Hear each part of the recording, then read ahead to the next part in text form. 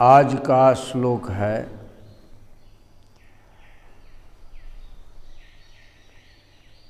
बद्धो हि कोयो विषयानुरागी कावा विमुक्तिर्विषये विरक्ति को वास्ति घोरो नरकः स्वदेहा तृष्णाक्षयः स्वर्ग पदम किमस्ति। बद्धो हि कोयो विषयानुरागी। भगवान शंकराचार्य जी कहते हैं कि संसार में बंधा हुआ व्यक्ति कौन है? प्रश्न है।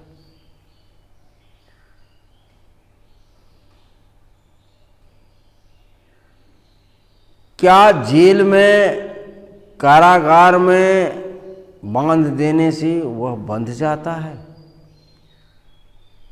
क्या किसी को मोटे रस्सा से बांध दिया जाए तो बंध जाता है? उत्तर है नहीं। क्योंकि जब व्यक्ति मन से नहीं बंधता तब वह बंधन में नहीं होता। मन ही मनुष्य के बंधन और मोक्ष का कारण है।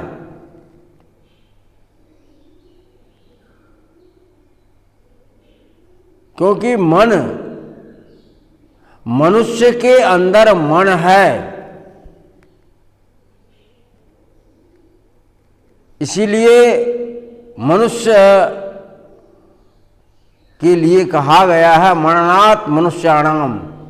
जो मनन करता है, मन का उपयोग करता है, वह मनुष्य है। तो व्यक्ति मन से बंधता है, कोई रस्सी से नहीं। कोई जेल में किसी को डाल दे तो वह बंधन हो जाएगा, सो बात नहीं। वह शरीर का बंधन हो सकता, मन का, आत्मा का बंधन नहीं। आप इस शरीर में चैतन्य हो, शुद्ध हो, मुक्त हो, ज्ञान स्वरूप हो, असंग हो, निर्विकार हो, फिर भी बंधे हुए हो। क्यों? शंकराचार्य जी कहते हैं कि बद्धो ही कोयो। कौन बंधा हुआ है? कहा विषयानुरागी, जिसका मन विषय में आसक्त है। उत्तर में आया, क्योंकि मन से ही व्यक्ति विषय का चिंतन करता है। शास्त्र में आया है मन एव मनुष्याणाम कारणम बंध मुक्षयोः बंधाय विषयासक्तम मुक्तैर विषय स्मृतम। मनुष्य के बंधन और मोक्ष का कारण मन है। क्योंकि विषय का चिंतन मन करता है, और मन कब करता है? जब उसके अंदर उस तरह की बुद्धि प्रेरित करती है। क्योंकि बुद्धि ही मन को प्रेरित करती है, इसलिए बुद्धि प्रेरक है। इसलिए आया है शास्त्र में जादृशिर बुद्धिर भवति क्रिया भवति तादृशी। जिस व्यक्ति का जैसी बुद्धि होती है, उसके द्वारा उसी तरह का कार्य संपादित होता है।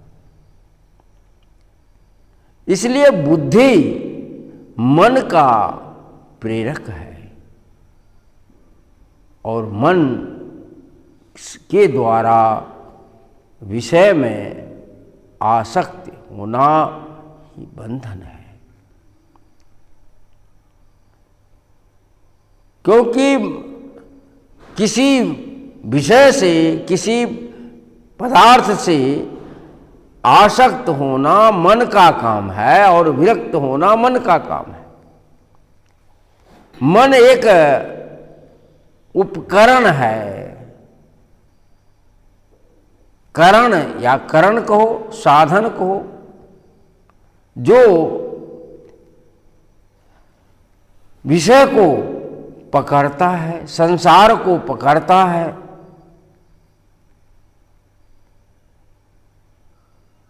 इसलिए संसार में बंधा हुआ व्यक्ति, शंकराचार्य जी कहते हैं कौन है?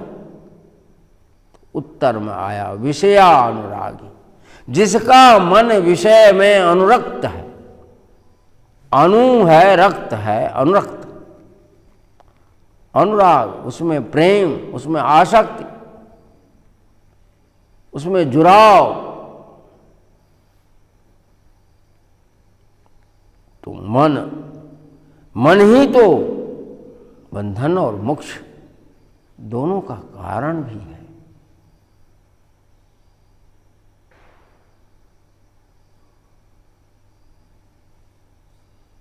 कबीर साहब भी कहते हैं,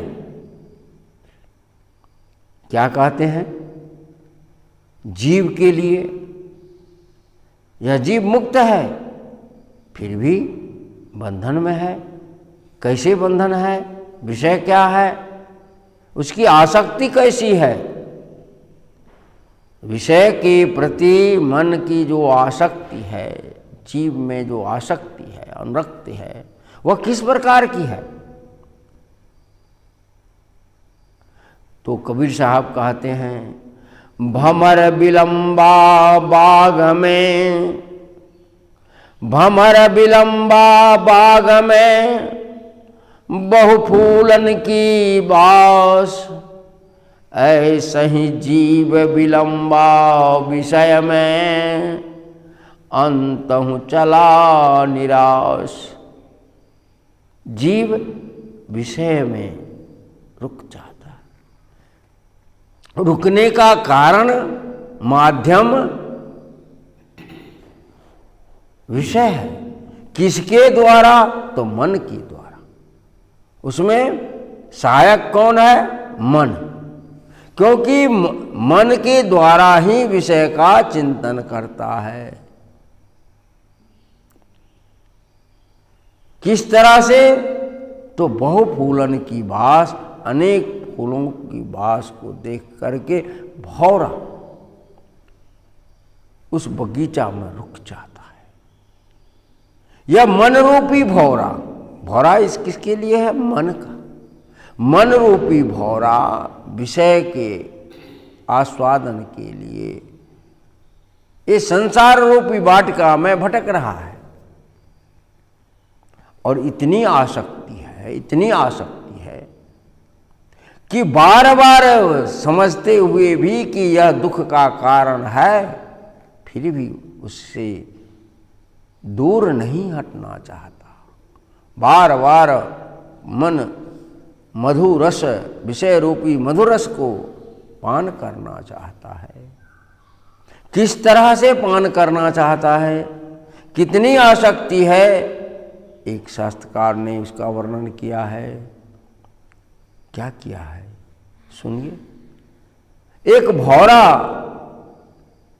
कमल के फूल पर पराग ले, विषय रूपी पराग लेने के लिए बैठता है और सुबह से शाम हो जाती है और जब कमल बंद हो जाता है तो भौरा उस पराग लेने में इतना आसक्त होता है कि जो भौरा कठिन काठ को भी काट देता है अपने कठिन दांतों से, वह भौरा वह कोमल कमल के पंखुड़ी को नहीं काट पाता। कहा कि हीरे सा हृदय हमारा बेधा शिरिष कुसुम ने। हीरे सा हृदय हमारा बेधा शिरीष कुसुमने। शिरीष का फूल देखें, नुकीला होता, बहुत मुलायम, लेकिन जो हीरे सा हृदय, हीरा को यदि नहाई से मारोगे तो या तो नहाई पर रख करके घन से मारिएगा तो वह या तो नहाई में धंस जाएगा या घन में धंस जाएगा या छिटक जाएगा, टूटता नहीं है। कहता है, एक कवि कह रहा है कि हीरे सा हृदय हमारा हृदय कैसा है? हीरा के जैसा है।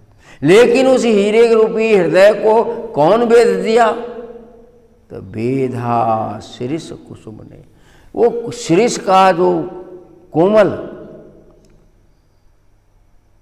वो इतना इतना नोक जैसा होता है, जैसे जैसे सुई का नोक होता है ना, उसी तरह इतना मुलायम होता है, इतना मुलायम होता है जिसका कोई ठीक। और शिरीष का कोमल छेद दिया किसको? हीरे सा कठोर हृदय को, हीरा को, जो नहाई पर घन से नहीं फूटता, वह कुसुम के शिरीष के कुसुम के वो नोक से छिद्र हो जाता है। कौन? यह आसक्ति है, विषय है, यह विषय की आसक्ति।